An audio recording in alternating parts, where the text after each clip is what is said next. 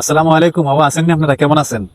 আমি ইনশাল্লাহ ভালো আছি। তো আমি যে সেটাতে ভিডিও করতেছি এটা একটা দিঘির। আমার খুব ভালো লাগে, অনেক বড় একটা দিঘির পাশে বসে আমি কথা বলতেছি। তবে আমি একটু গ্যাস নিয়ে কথা বলতে চাইতেছি। আমাদের দেশে কিন্তু বিনিয়োগ কমে যাচ্ছে। শিল্প কারখানাগুলো যে উৎপাদন সক্ষমতা এগুলো কমে যাচ্ছে দিনের দিন। অনেক কলকারখানা এগুলো দিনের দিন বন্ধ হয়ে যাবে, বিশেষ করে গার্মেন্ট শিল্প। এই যে বাংলাদেশে এত ডিভোর্স হচ্ছে, বিদেশ থেকে এসে বেকার হচ্ছে, এবং মানব পাচার নামে, বিদেশ পাঠান নামে যে মানব পাচার এই যে হচ্ছে ঘন ঘন, এই যে মানুষগুলো শেষ পর্যন্ত এসে কোথায় দাঁড়াবে? গার্মেন্ট শিল্পে যাবে। তো গার্মেন্ট শিল্পটা চালাইতে গেলে কি লাগবে? গ্যাস লাগবে।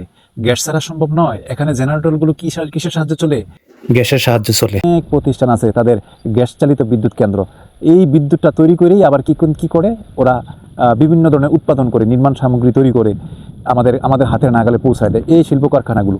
এখন নতুন করে যদি এই গ্যাসগুলো সংকট তৈরি হয়, আমাদের দেশে তো শিল্প কারখানা গড়ে উঠবে না, আমাদের দেশে বিনিয়োগ আসবে না, আমাদের দেশে নতুন উদ্যোক্তা আসবে না। যদি না আসে তাহলে আমাদের দেশে কি হবে? বেকারত্ব হার বেড়ে যাবে, চুরি ডাকাতি বেড়ে যাবে, জিনিসপত্রের দাম বেড়ে যাবে। তো এখন থেকেই যদি সরকার এই যে সিদ্ধান্ত না নেয়, তৃতীয় ভাসমান টার্মিনাল এলএনজি যদি গঠন করা না হয়, তাহলে কিন্তু এখানে আর হবে না। নতুন করে এই যে গ্যাস ফিল্ড আছে, আমাদের দেশে 22টা গ্যাস ফিল্ড আছে, 22টা গ্যাস ফিল্ড আছে, পর্যাপ্ত পরিমাণ নয়। আমাদের যে চাহিদা আছে, আমাদের চাহিদার অর্ধেকও পূরণ হয় না। তো সরকার কি করে? প্রত্যেকটা বছর 40 থেকে 50 হাজার কোটি টাকার এলএনজি হচ্ছে ঠান্ডা তরল একটা গ্যাস, এটা ঠান্ডা অবস্থায় আসে।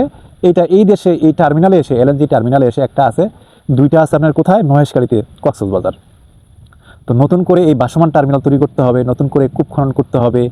এখন দেখেন, যারা উদ্যোক্তা, যারা শিল্প উদ্যোক্তা, যারা অলরেডি কলকারখানা করে রাখছে, এমনও আছে বছরের পর বছর তারা এই সংযোগের জন্য তারা কি করছে? অপেক্ষা করতেছে, দিনের পর দিন অপেক্ষা করতেছে।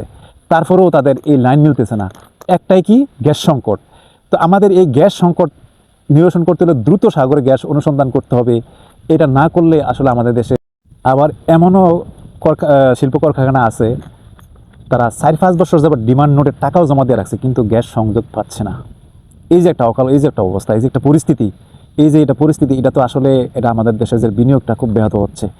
তো এটা যদি সম্ভব না হয়, এখন আমরা তরুণ প্রজন্ম যারা আছি, যারা শিল্প কারখানা করতে যাচ্ছি, যারা এটার উপরে খুব আগ্রাসী বা যেতে চাচ্ছি, তাহলে গ্যাস তো লাগবে। গ্যাস ছাড়া আমাদের কোনো বিকল্প নাই। তবে আরেকটা জিনিস, আমরা অনেক মানুষ মানে চায়ের দোকানে হোক, ইয়াতে হোক, তারা বলে থাকে যে আমাদের দেশে তো অনেক গ্যাস, এত গ্যাস আমাদের দেশে বিদেশ থেকে আনন্দ লাগে।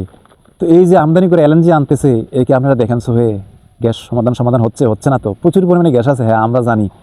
বিগত সরকারের আমলে এই ধরনের কোনো উদ্যোগ নেওয়া হয়নি। নতুন করে কূপ খনন করবে, এটাকে আরও উন্নয়ন করবে, এটাকে ব্যাহত করে রাখছে, অবহেলাজনিতভাবে এটার উপরে ফেলায় রাখছে। এটারে আসলে তারা এত গুরুত্ব দেয় নাই।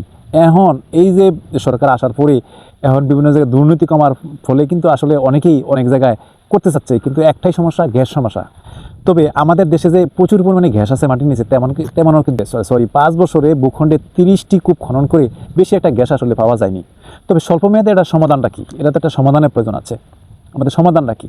গ্যাসের মজুদ বাড়াতে আপাতত দেশীয় কূপ খননের সংখ্যা বাড়ানোর বিকল্প নেই। হ্যাঁ, এটা আমাদের বাড়াইতেই হবে। না বাড়াইলে আসলে আমাদের সন্ধান করতে হবে। আমাদের দেশে তো আছে, প্রাকৃতিক গ্যাস তো অনেক আছে, কিন্তু সন্ধান করতে হবে। তবে আশানুরূপভাবে যে আমরা পাবো এমনটা কিন্তু নয়। কোথাও কোনো গ্যাস পাওয়া না গেলে আর অন্য অন্য বিকল্প ব্যবস্থা আমাদের করতে হবে। তো পেট্রো বাংলা একটা কথা বলেছে, এই জিনিসটা আমার খুব ভালো লাগছে। দেশীয় কূপ খনন এবং প্রায় তৃতীয় টার্মিনাল খনন যদি বাড়ানো যায়, তাহলে 2019 সালের মধ্যে এবং 2030 সালের মধ্যে 313 কোটি টাকা বা 344 কোটি ঘন ফুট গ্যাস আসলে উৎপাদন করা সম্ভব। নতুবা কিন্তু আসলে সম্ভব না।